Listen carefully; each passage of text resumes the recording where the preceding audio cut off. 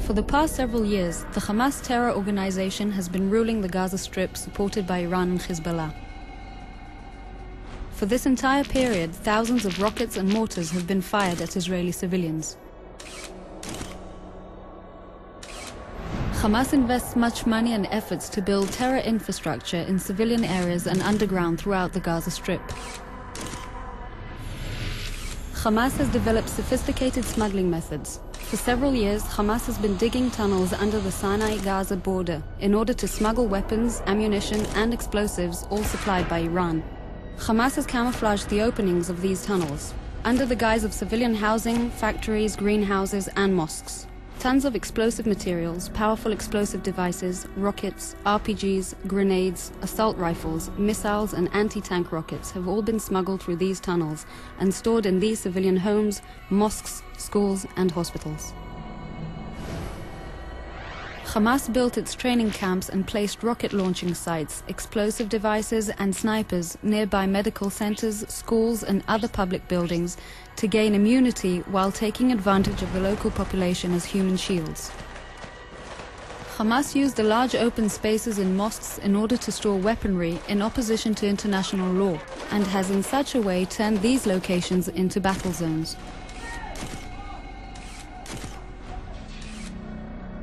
The use of women, the elderly and children is built in the terror strategy of Hamas.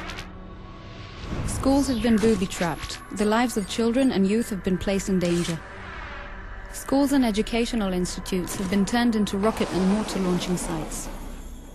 In many instances, Hamas deliberately prevented the local population from leaving the areas of battle with the intention of using them as human shields, so as to prevent the IDF from hitting terror infrastructure. When an explosive device is detonated and the house is destroyed, Hamas puts the blame and responsibility on Israel for hitting civilians and property. Tons of explosive materials and underground explosive devices were found hidden in the streets.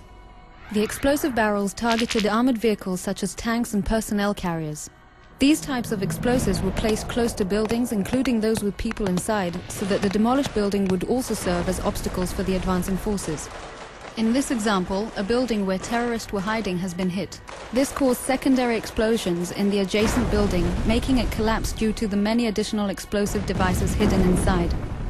In an attempt to gain protection, Hamas positioned its rocket launching sites by public buildings such as medical centers, soccer fields, the Palestinian Association for the Rehabilitation of the Disabled, and gas stations.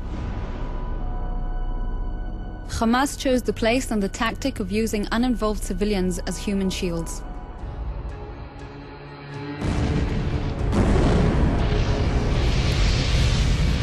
This map and other findings are all evidence of how Hamas purposely built its terror and combat network as an inseparable part of its civilian infrastructure. Hamas chose this battlefield. Hamas chose to place its rocket and mortar launchers within the uninvolved civilian population.